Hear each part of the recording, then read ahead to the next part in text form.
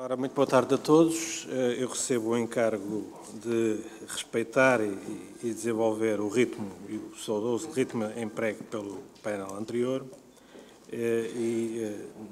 dentro da condensação do tempo que o escalonamento dos trabalhos exige, deixarei apenas a iniciar a saudação à organização na pessoa do Sr. Professor Eduardo Vera Cruz Pinto, a quem felicito desde já pelo êxito da iniciativa.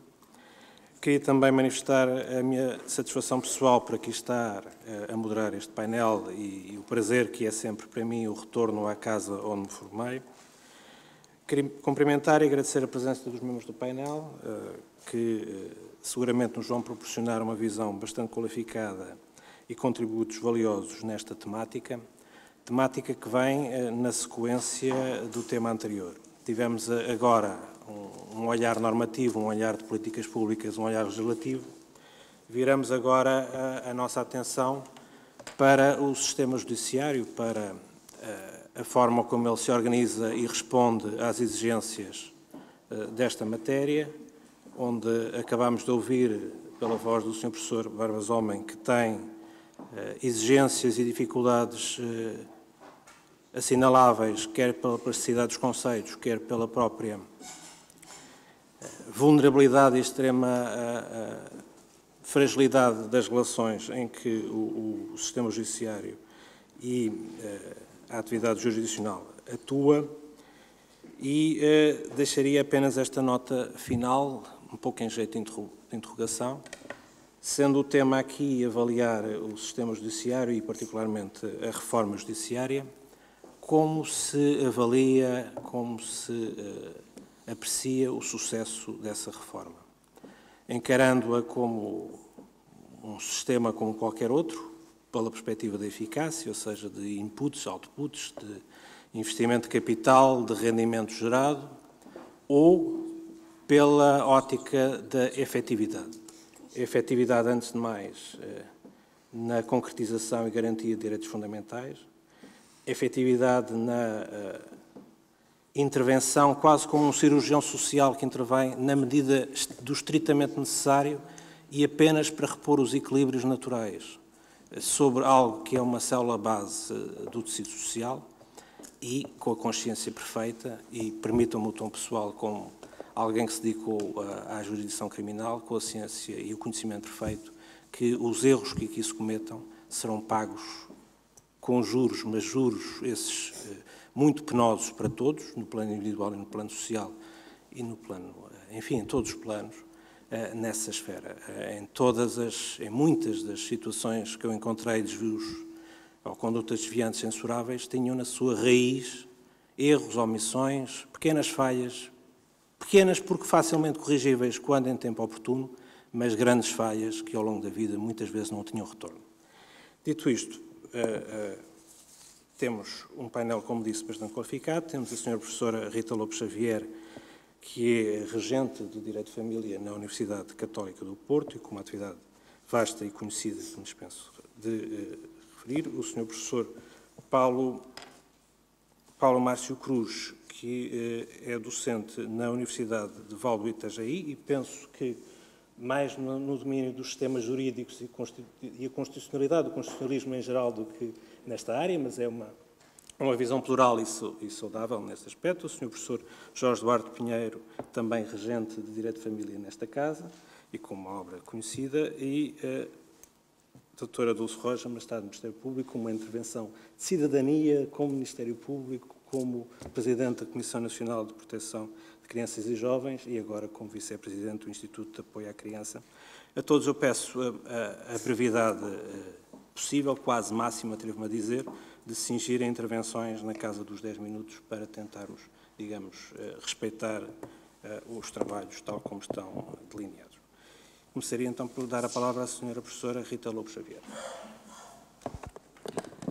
Muito obrigada, Sr. Conselheiro Fernando Ventura. Cumprimentava Vossa Excelência, como moderador da mesa, espero que não tenha muito trabalho. E também agradecia à organização, Sr. Professor Eduardo Vera Cruz Pinto, a Sra. Doutora Teresa Costa Macedo, na pessoa dos dois agradeço a todas as outras entidades organizadoras e cumprimento os meus colegas da mesa, que são também meus amigos. Espero que o meu colega brasileiro venha a sê-lo, porque acabei de o cumprimentar, mas foi um cumprimento muito afável, muito afetuoso, que só pode ter um bom futuro. Eu começaria por lembrar rapidamente um episódio que passou a integrar o património de todos nós, não apenas daqueles que acreditamos na Bíblia como um livro sagrado. É aquele episódio conhecido do primeiro livro dos Reis, 3, 16 a 28, que relata a história famosa de duas mulheres que se dizem mãe de uma mesma criança recém-nascida e que se apresentam perante o rei Salomão para que esse caso fosse julgado para ele. Como sabem, a solução, o rei Salomão pediu para trazerem uma espada e ordenou para cortar o menino vivo ao meio em duas partes e dar uma metade a cada uma. Então uma delas suplicou ao rei, por favor, que a criança fosse dada a outra mulher para que não fosse morto. E assim o rei reconheceu qual seria a mãe verdadeira, mas disputavam essa qualidade, porque a mãe verdadeira seria aquele que queria o seu bem, nem que para isso tivesse que o perder e estar longe dele. Este episódio é normalmente referido para indicar uma decisão salomónica como uma decisão justa, criteriosa, sábia, na perspectiva de que o rei Salomão teve um expediente, uma estratégia para descobrir e revelar a verdadeira mãe. Por outro lado, isto quanto à perspectiva, quanto ao meio, quanto ao expediente que o rei Salomão utilizou. Por outro lado, também é indicado uma decisão salomónica como aquela decisão que é proposta em termos de igualdade estrita. Portanto, aquela primeira solução que o rei Salomão propôs, dividir o bebê em metade, dividir estritamente, é uma solução que, embora aparentemente igualitária, não satisfaz nenhuma das partes totalmente. Não satisfaz nenhuma das partes porque o bebê morre. Este episódio serve esta recordação para ilustrar a ideia de que o que está em causa nos conflitos familiares não se satisfaz em termos de uma resolução estritamente jurídica, estritamente justa, em termos de igualdade estrita, sob pena de implicar a morte do objeto da disputa. O que interessa é manter a família viva, não de encontrar soluções de estrita justiça. E a questão é, quando o conflito familiar chega ao âmbito do judiciário, chega no judiciário, como dizem os nossos irmãos brasileiros, quando o conflito familiar chega no judiciário, ainda é possível falarmos de uma atuação sobre a família? Será possível salvar ainda a família? Ou seja, neste caso, o bebê? O segundo ponto desta minha intervenção, nestes 10 minutos, é também para referir uma orientação de sabedoria ancestral, que eu agora tenho referido muito e não é muito politicamente correta, que é aquela sabedoria ancestral que, em caso de catástrofe, impõe salvar as mulheres e as crianças primeiro. Portanto, isto tem aqui muita sabedoria. É uma orientação que hoje não é aceita como politicamente correta e tem sido perturbada pelo pensamento do igualitarismo estrito que prescinde da diferenciação entre o homem e a mulher.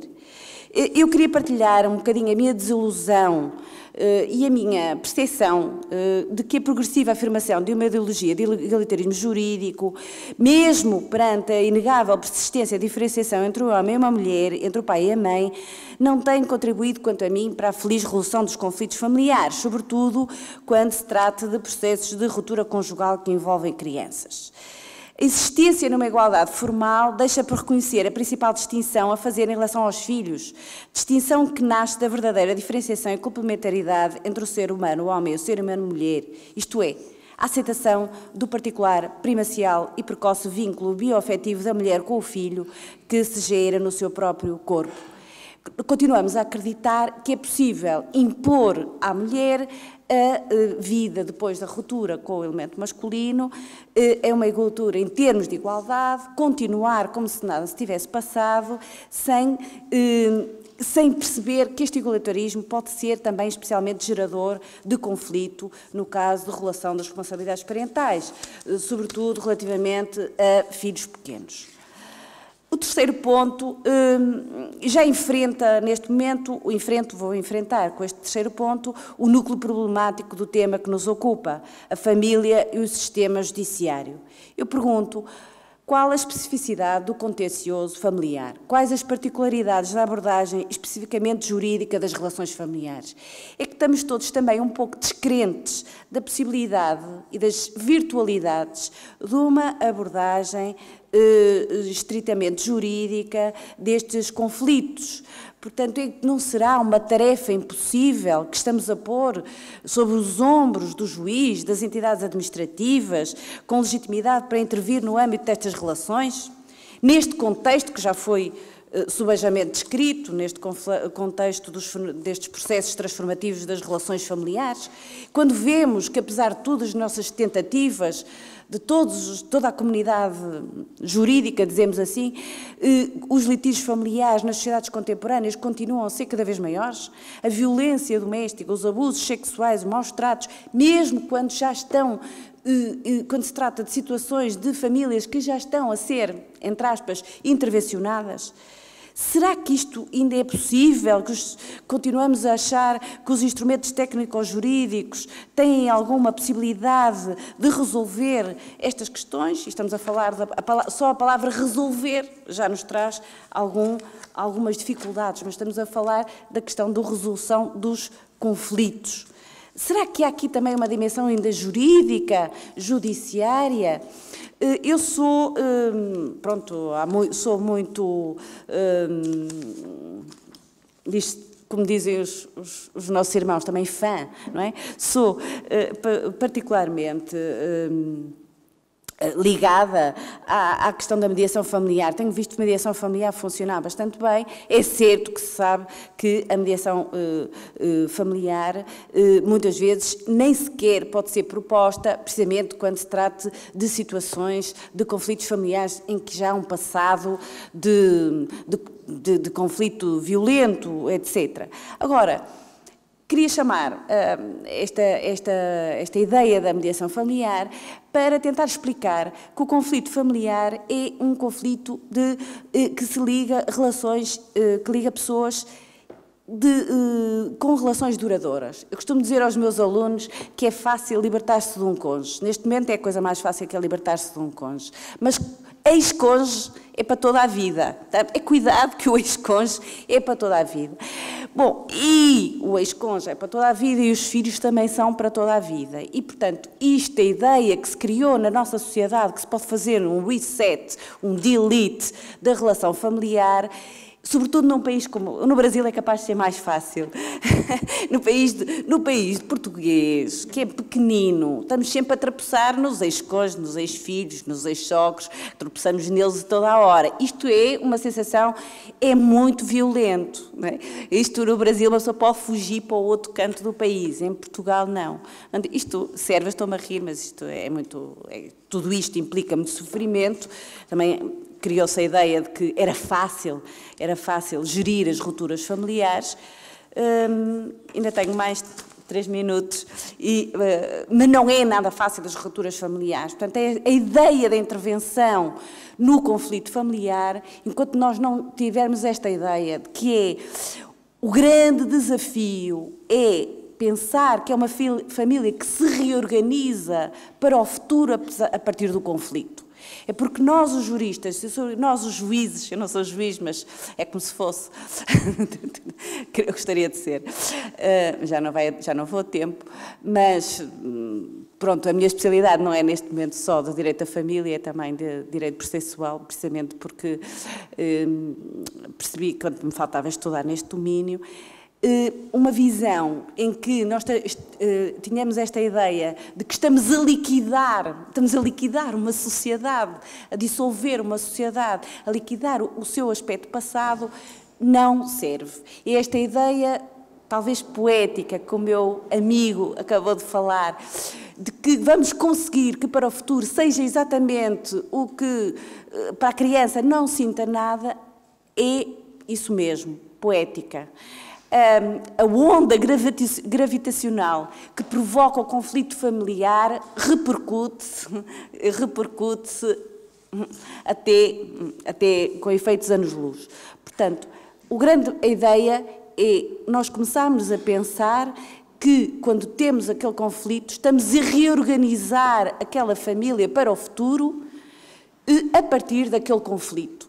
É não a família que foi, mas é a família que já não é, mas que vai voltar a ser. E, portanto, esta perspectiva é a perspectiva mais importante para mim no judiciário. A última palavra é para a questão, já que estamos a falar, que tivemos uma manhã e não cheguei a tempo, porque o país é pequeno, mas o Porto ainda é um bocadinho longe de Lisboa.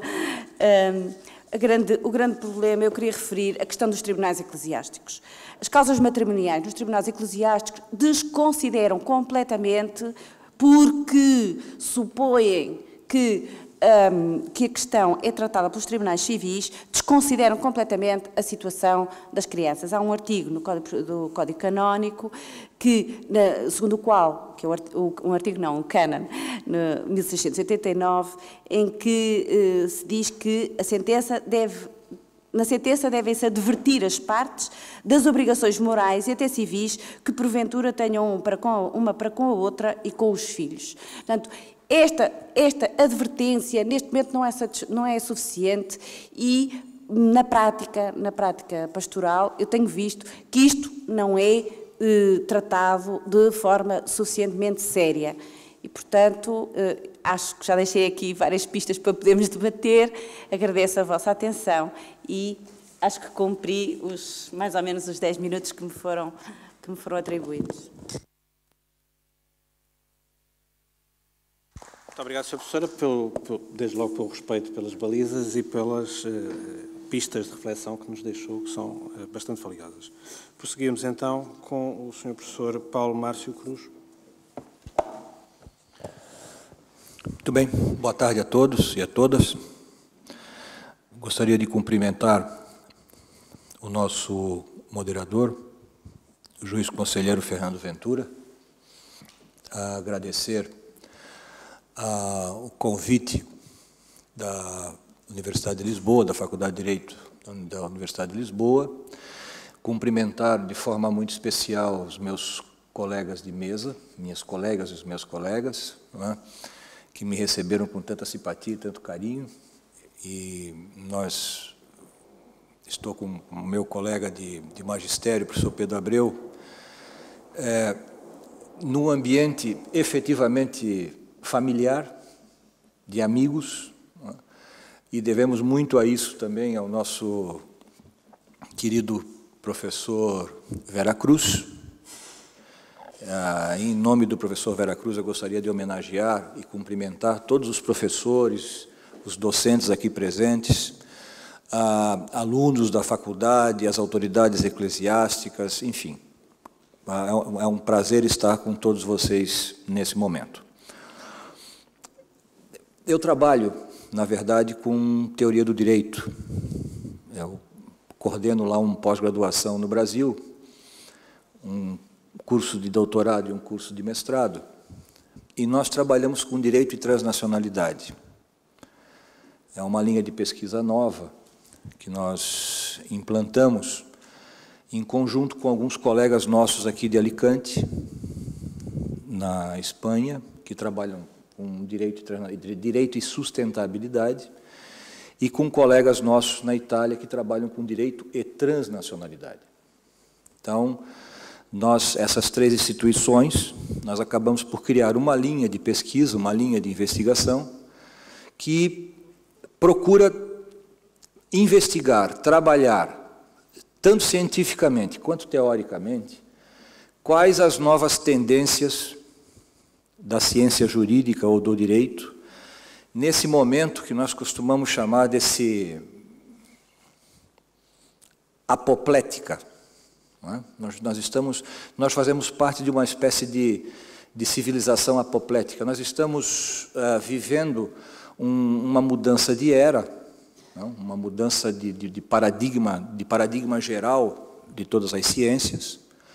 E, claro, isso nos causa um desconforto muito grande, porque nós não sabemos o que está acontecendo, nós não conseguimos identificar exatamente o que está acontecendo. Qual é o problema? Então, no momento em que me convidaram para participar de um encontro de jurisprudentes de língua portuguesa sobre a família, não é? Isso me remeteu às minhas pesquisas. Ou seja, é possível tratarmos hoje de família em todos os seus aspectos. Família no seu conceito mais amplo, sem considerarmos que nós estamos vivendo essa coabitação de eras, ou seja, a modernidade termina, o paradigma moderno, o paradigma da liberdade, ele começa a dar claros sinais de exaustão, não é? E um novo paradigma começa a ser trabalhado por todas as ciências, e só poderá ser um paradigma geral se for trabalhado e adotado por todas as ciências. E nós, nas nossas pesquisas e nas nossas proposições, lidamos com a sustentabilidade como a nova possibilidade, o novo paradigma pós-moderno. E eu gostaria de ter a atenção dos senhores nesse sentido. O direito produzido sob a égide do paradigma da liberdade tende a ser e é um direito completamente diferente de um direito a ser produzido sob a égide de um novo paradigma, por exemplo, o paradigma da sustentabilidade. Isso muda tudo. Muda, inclusive, o nosso sentido ocidental de enxergar o direito. Porque, a partir desse novo paradigma, professora, nós não estamos mais autorizados a enxergar o direito como se fosse uma ciência nacional ou uma ciência multinacional num determinado espaço do planeta. Por quê? Porque nós temos obrigações e responsabilidades muito além disso. O que o antigo paradigma, ou o paradigma que coabita com o novo paradigma, não nos obriga. Nos permite trabalhar qualquer área do direito, qualquer ramo do direito, a partir de uma perspectiva limitada, não no sentido da limitação qualitativa, mas da limitação espacial, não é? E do âmbito de abrangência do trabalho que se faz a partir desse direito. Ora, se nós estamos pretendendo, lá no Brasil tem um ditado que diz que pretensão e água benta cada um usa quanto quer, não é? Aqui também existe esse ditado, mas o que se pretende, né, o que se pretende com esse esforço que está se fazendo é, a partir do fenômeno da globalização, que, a nosso ver, em conjunto com a evolução tecnológica, permitiu a ruptura definitiva com as construções modernas. A partir dessa constatação, nós somos obrigados, nós juristas, e não só nós juristas, todas as ciências, e não só as ciências, todos os setores de atuação da sociedade, e não só os setores de atuação da sociedade, eu diria, todos os cidadãos desse planeta devem considerar que nós estamos passando por esse câmbio de paradigma. Se nós estamos passando por esse câmbio de paradigma, é natural que a nossa visão do problema seja distinta. Ora, se nós vamos trabalhar a família, é necessário entender como a família está sendo bombardeada atualmente a partir de todos os acessos da sociedade empática, da sociedade em rede, que existe hoje no planeta. Não é? eu costumo trabalhar com os meus alunos um livro de eu considero um excelente autor chamado Jeremy Rifkin. Ele tem um livro que se chama A Sociedade Empática. E nesse livro ele trabalha com muita consistência essa condição de que nós estamos criando em todo o planeta, de forma assimétrica, é verdade, porque as assimetrias são visíveis, mas nós estamos criando no planeta um processo cada vez maior, crescente de empatias, que não nos permitem mais tratar de determinados assuntos, ou determinados temas, apenas nos nossos âmbitos delimitados ou por fronteiras, ou por cultura, ou mesmo por religiões. Então, o que eu queria deixar como reflexão a todas as senhoras e os senhores é essa questão. Nós temos condição de trabalhar esses temas apenas com essa visão a partir ainda de um paradigma moderno, de uma visão moderna do problema? É possível? É possível tratar de temas como esse, como a família, não é? Mas muito mais outros temas. Não é? Eu peço aos senhores que imaginem o seguinte: um direito tributário produzido a partir do paradigma moderno, ele vai ter uma conotação. Um direito tributário produzido a partir de um outro paradigma, que seja a sustentabilidade, ele terá uma conotação completamente distinta, completamente diferente. E isso serve para todas as áreas do direito, todas as áreas da ciência jurídica, para todas as ciências de um modo geral. Não é? Então, eu pedindo desculpas aos senhores por fugir um pouco do tema proposto, que seria especificamente, senhor moderador, o Poder Judiciário, mas o Poder Judiciário é fundamental nessa questão. Por exemplo, no Brasil, eu vejo o meu colega, o professor Pedro Abreu, que é desembargador do nosso Tribunal de Justiça. Nos países nos quais a distribuição de renda, ou seja, nos quais a proposta, o meio de produção capitalista próprio da modernidade não funciona, está havendo uma superprocura ao Poder Judiciário, para que o Poder Judiciário possa suprir a deficiência dos outros dois poderes que não funcionam. Então, nós estamos vendo no Brasil, por exemplo, o surgimento de uma república de juízes. Não no sentido pejorativo, no sentido positivo. Né? Um dos meus melhores amigos é um desembargador e eu tenho um genro que é juiz, assim que não estou dizendo isso no sentido desqualificativo, mas muito pelo contrário. Não é? Ou seja, isso demonstra claramente, não é, a falência das propostas modernas, principalmente com relação à tripartição dos poderes, a essas teorias modernas que induziram, não é, a criação do direito, o funcionamento da sociedade, e alguns de nós, quero crer, devem ter o papel de trabalhar essas questões para permitir também que essas reflexões sejam feitas, para que a gente não fique dando voltas, não é? Dentro de um sistema que talvez não funcione mais.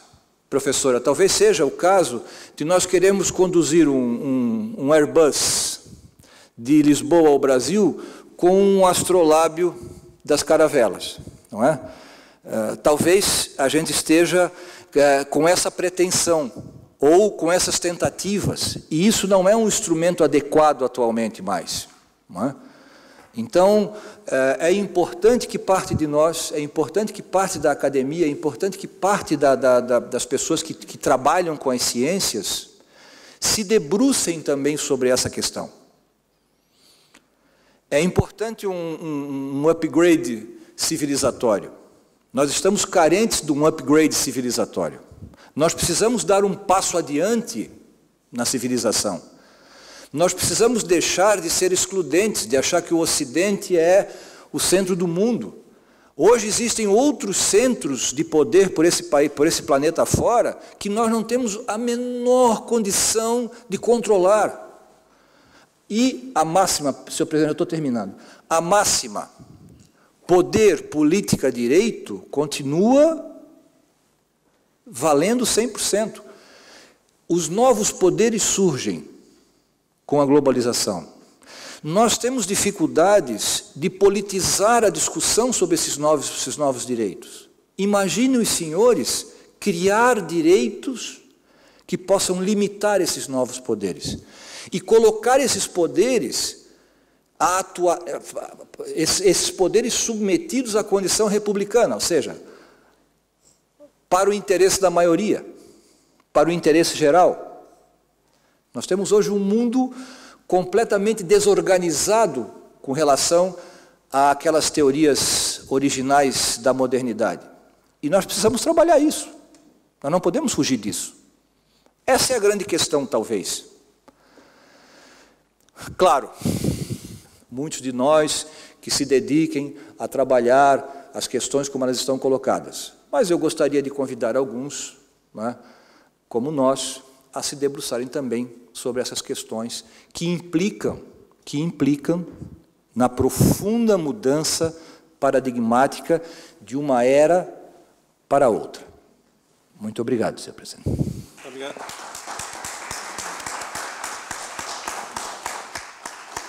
Muito obrigado, Sr. Professor, em particular pela visão não micro, mas macro, do princípio da sustentabilidade que está no cerne das preocupações das zonas de tensão da ciência jurídica, com muitos reflexos no constitucionalismo, mas particularmente vivas em tudo o que é a discussão dos direitos sociais na sociedade de hoje.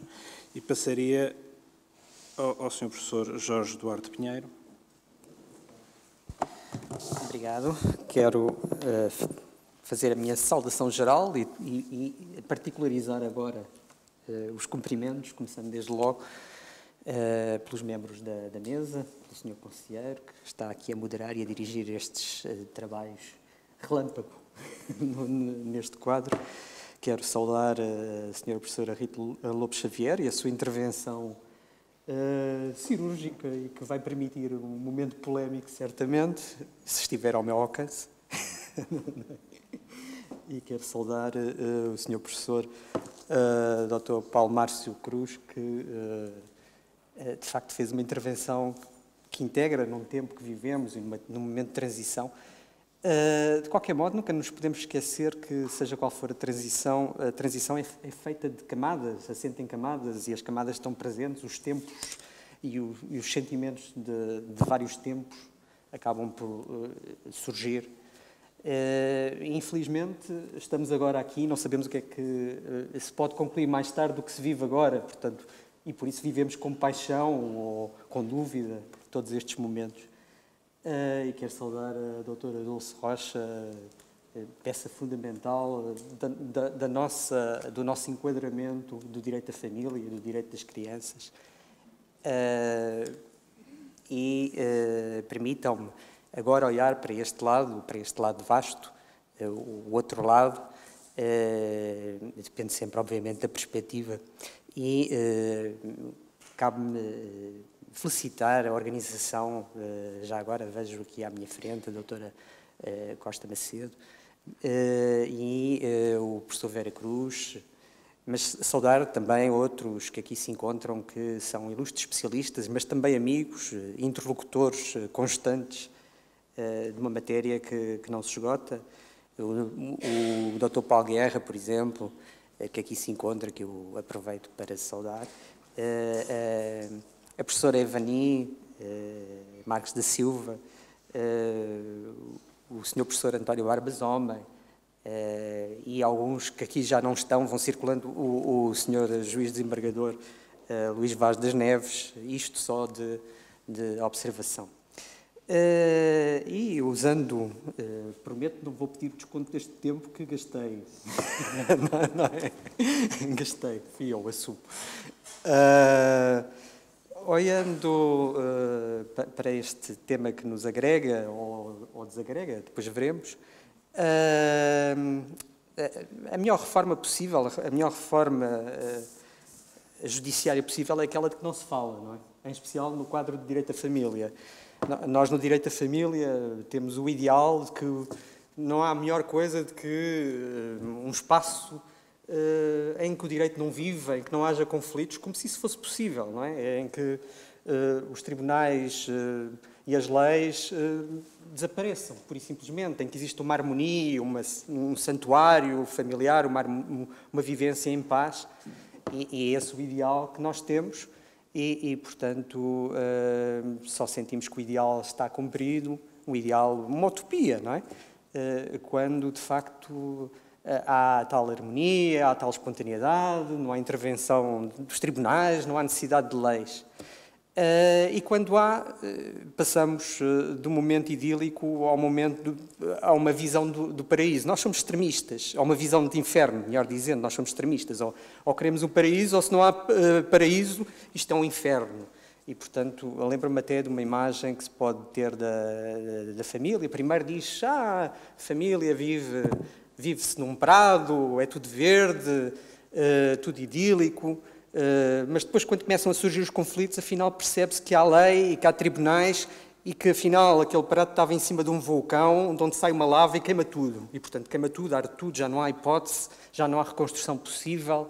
Morreu a família, morreram os interlocutores, entre aspas, só amargura, conflito, disputa patrimonial, disputa em torno de sentimentos, mas haverá que encontrar algum espaço, alguma zona intermédia de equilíbrio, alguma possibilidade. Eu ouvi com muita atenção a professora Rita Lobo Xavier duas imagens que eu não sei se não merecem ou suscitam, talvez, a necessidade de uma reinterpretação, mas que tem muito a ver com a transição que vivemos. Uma delas foi, em caso de catástrofe, em primeiro lugar estão as mulheres e as crianças. No entanto, o tempo que nós vivemos costuma dizer que, em caso de catástrofe, só as crianças, ou primeiro as crianças, não é? E, portanto, há de facto um afastamento desse princípio anterior à primeira vista. Por outro lado, aquele episódio que foi referido e que tem múltiplas versões, quer a versão bíblica, quer a versão brechtiana, não é? Das duas mulheres que disputam a criança, eu não sei se hoje em dia não tem de ser reinterpretado, porque desta vez já não são duas mulheres, é a mãe e o pai a disputarem a criança. Nestes tempos, a centralidade é justamente, como foi referido, a questão, se eu pudesse dizer, é o confronto entre a igualdade parental e o primado maternal ou feminino. É capaz de ser.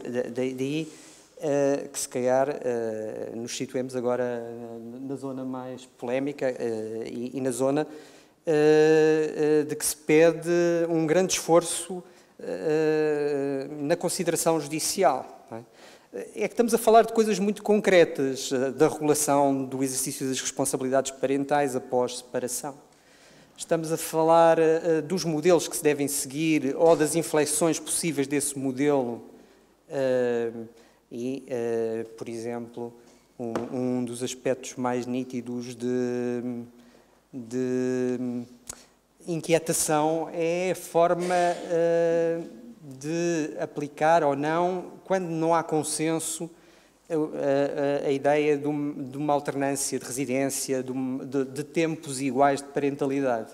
E este, a meu ver, é algo muito crítico.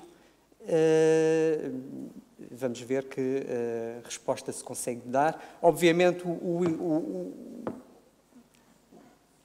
talvez o ideal, dentro do menos ideal, fosse, isso acaba por se dizer, não confiar inteiramente na intervenção judicial clássica, ou no método de resolução clássico de conflitos familiares, mas entregar, deixar a disponibilidade da mediação familiar, de algo que não assentasse no final numa sentença de cariz impositivo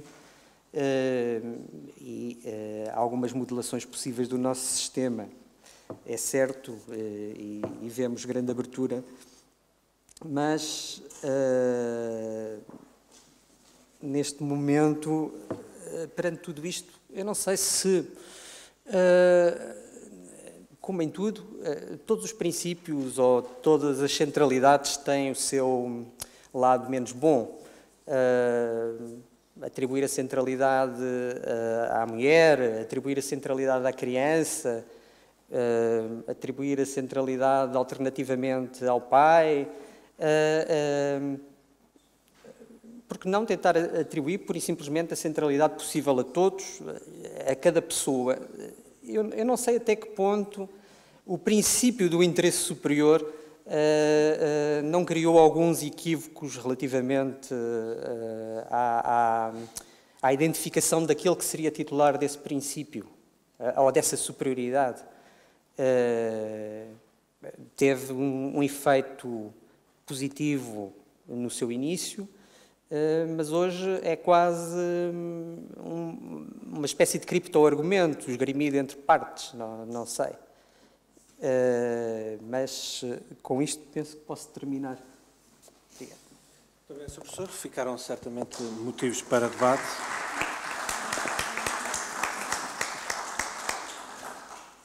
E vamos então terminar o painel, mas passando à senhora doutora Dulce Rocha. Muito obrigada. Também eu não posso deixar de saudar e de cumprimentar os meus ilustres cooperantes nesta mesa. O senhor Conselheiro Fernando Ventura, é um gosto estar aqui. A senhora Professora Rita Lopes Xavier, que eu gosto sempre imenso de ouvir. Penso sempre que hoje, se calhar, não vamos concordar e depois acabamos por concordar no essencial. Fico sempre muito contente de ouvir. O Sr. Professor Jorge Duarte Pinheiro, que eu muito aprecio e gosto muito de ter conhecido o professor Márcio Cruz, que nos falou da sustentabilidade. É interessante que ainda hoje estive a fazer uma nota informativa nestas minhas novas funções no Tribunal Administrativo e falava muito nessa questão da sustentabilidade, porque era um assunto de uma construção num terreno do domínio público hídrico e era sobre o uso privativo do dito, não é? E, portanto, falava-se, fui ver a lei da água e tal, e em quase todas as matérias hoje nós temos de falar de sustentabilidade e gostei muito de ouvir. O direito não pode ficar indiferente a essa questão. Há pouco tempo li aquele livro sobre a desigualdade, sobre o preço da desigualdade, do Stiglitz, e ele fala muito nessa questão. Realmente o direito tem de entrar nessas matérias. Mas queria também agradecer à senhora doutora Teresa Costa Macedo, minha amiga de longa data. Lembro sempre que foi consigo que começou a discussão sobre os perigos da internet, não é? Há quantos anos? Há mais de 20, que ninguém ainda falava nisso e nós já estávamos ali, mas por sua iniciativa, da CNAF. E agradecer muito ao professor Vera Cruz, que anda sempre cá e lá, e portanto, mas eu já lhe agradeci pessoalmente. É sempre um gosto regressar à Faculdade de Direito. Ora bem, o que é que eu pensei que poderia contribuir perante tão ilustres palestrantes, o que é que eu vos posso trazer? É só da minha experiência, primeiro nos tribunais da família e de menores e também no Instituto de Apoio à Criança. Nós contribuímos um bocadinho, na minha opinião, nós, Instituto de Apoio à Criança, para densificar um pouco o conceito de interesse superior da criança. E penso que estas alterações legislativas vieram talvez dar um pouco de luz. Eu gostava de que vocês também considerassem. Eu acho que foi uma evolução positiva esta nova redação. Eu não resisto a ler. Interesse superior da criança, a intervenção no artigo 4º da Lei 147, com esta nova redação da Lei 142 de 2015, portanto é recentíssimo, não é? Interesse superior da criança e do jovem, a intervenção deve atender prioritariamente aos interesses e direitos da criança e do jovem, nomeadamente à continuidade de relações de afeto de qualidade e significativas, sem prejuízo da consideração que for devida a outros interesses legítimos no âmbito da pluralidade dos interesses presentes no caso concreto.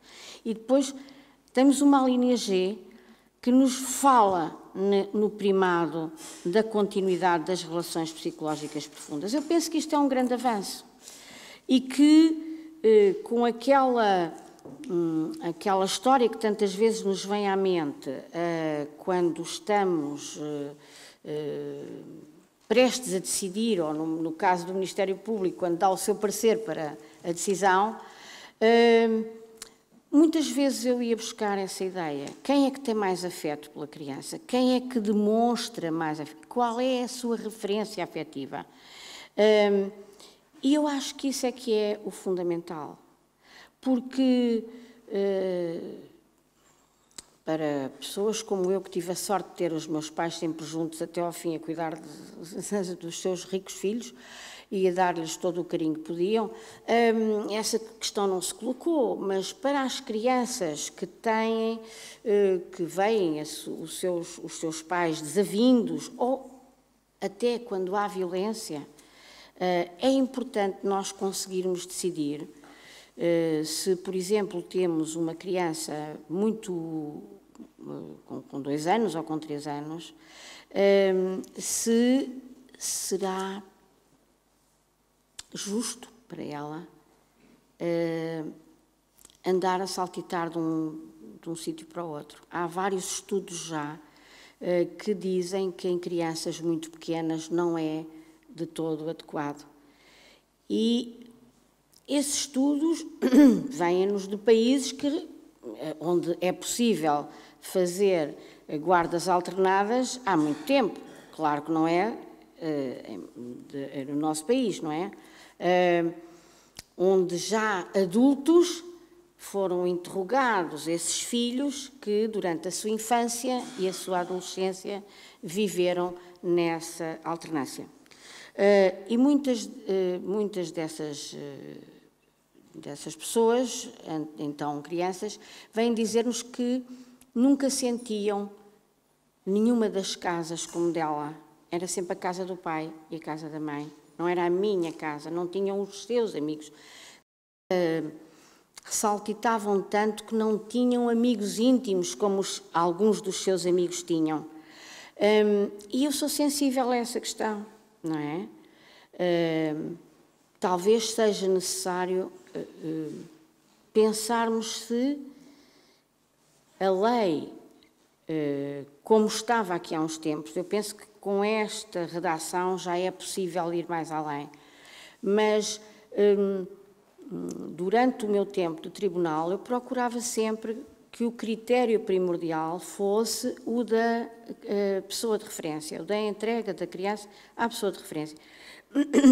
E houve um tempo em que realmente a teoria do igualitarismo absoluto impedia que pensássemos dessa forma, ou punha em perigo, pelo menos, esse pensamento. Eu penso que o igualitarismo nunca deu bons resultados, porque as situações são diferentes umas das outras, porque nós temos de ponderar mesmo o caso concreto, não é? E por mais que digamos que cada caso é um caso, temos sempre tendência a generalizar. Por isso eu penso que, de acordo com aquilo que vamos estudando e sabendo cada vez mais, temos mesmo de ponderar que o respeito pela preservação das relações afetivas profundas, esse continua a ser um princípio fundamental. unânime praticamente entre a família dos psicólogos e dos psiquiatras, e penso por isso que é uma boa, foi uma alteração legislativa que tem muito de positivo. Queria falar-vos só em alguns aspectos, porque em 10 minutos, evidentemente, nós não podemos analisar a lei toda. Depois queria falar-vos de uma questão que se tem colocado ultimamente muito, porque houve uma alteração no que respeita à competência das comissões de proteção. E, com pena minha, ouvi já a criticar essa solução de uma forma, por causa de um caso concreto, como se antes da alteração legislativa não houvesse mortes de crianças. Há 30 a 40 mortes de crianças por ano. Curiosamente, exatamente o mesmo número para as mulheres vítimas de violência doméstica. Portanto, anda ela por ela. Ora bem, se antes da alteração também podiam suceder estas situações, estou-me a lembrar aquela criança que foi atirada pelo pai à água, era eu presidente da Comissão Nacional de Proteção, apareceu a boiar no Rio Douro, de duas crianças que apareceram envenenadas em Caxias, aqui já há muitos anos. Bem, tem sido, olha, são 30 por ano, para que é que eu estou aqui a mencionar isto? Vocês também se lembrarão. E não é só em Portugal, é na Suíça, é em França. Eu lembro-me que cada vez que ia para a França passar férias, porque o meu marido tinha medo de aviões, o meu falecido marido, e andávamos muito de carro, pois era sistemático que em julho e agosto havia mortes de crianças em França por maus-tratos, vítimas de maus-tratos. Portanto, isto infelizmente, a vulnerabilidade é um facto e temos, se queremos, de facto, proteger as crianças dentro da família, temos muito de ter em conta quer os cuidados, quer a vulnerabilidade das crianças. Mas queria-vos falar, então, dessa nova alteração que resultou do facto de se verificar que, quando havia denúncias de abusos sexuais, suspeitas de abusos sexuais praticados por um membro da família, geralmente o pai, o avô, o tio, o que é que sucedia? Havia ali um hiato, o caso era denunciado à Comissão e a Comissão iniciava procedimentos, mas depois esbarrava com a questão da autorização dos pais, não é? E acabava por propor um procedimento de urgência, como é óbvio, tinha que propor um procedimento de urgência, porque não ia perguntar ao pai suspeito de abusar da menina de 3 anos ou de 4 se dava autorização para a intervenção. Portanto, estes procedimentos, além de ilógicos, incoerentes,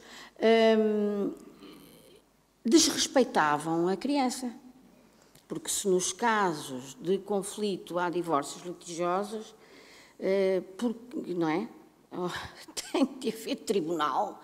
Porque é que se nega o direito ao tribunal a uma criança que é vítima de um crime? Isto é uma coisa, o tribunal, para decisão sobre a sua situação. Porque, obviamente, que o caso ia para o Ministério Público a nível criminal. Eu lembro-me de uma vez estar a falar com... Já está? Vamos começar aí. Sim, sim. Está bem. Então ainda posso terminar este pensamento. Não sei se sabem, mas há uma associação que é presidida pelo professor Rui Pereira, que é Sem Violência. E convidou-me para eu fazer parte da associação, com muita honra acedi. No discurso de inauguração, ele dizia que realmente o judiciário, não é? Era um pouco, era difícil alterar alguns procedimentos e alguma estrutura, porque pensava ele, e eu concordo, que se houvesse tribunais mistos, como em alguns distritos em Espanha, em que se tratasse da violência doméstica ou dos maus-tratos e, ao mesmo tempo, se tratasse das regulações das responsabilidades parentais, que todos teríamos a sentença mais rapidamente e a situação era analisada mais globalmente. Mas que a Associação Portuguesa de Mulheres Vistas vem defendendo isso, mas isto não tem sido possível discutir, porque nem sequer isso é algo, quer dizer, somos cilindradas imediatamente, isso não é possível discutir. Penso que haveria vantagens, Eu tive casos em que o abusador, pai da criança, confessou à juíza com quem eu trabalhava, e eu estava presente, o abuso, e chegou ao DIAP e já não confessou. Já tinha falado com o advogado ou qualquer coisa e já disse o contrário. Portanto, se o juiz fosse investido dos mesmos poderes já de investigatórios, não sei se estão a ver, que pelo menos o depoimento era visto de outra forma e era... eu penso que haveria vantagens na junção dos tribunais. Também é uma deixa que fica para a vossa reflexão. Foi um gosto falar destes assuntos, mas penso que não temos a verdade fechada na mão e que tudo isto é passível de discussão e que provavelmente ainda me vão convencer que eu estou errada. Muito obrigada.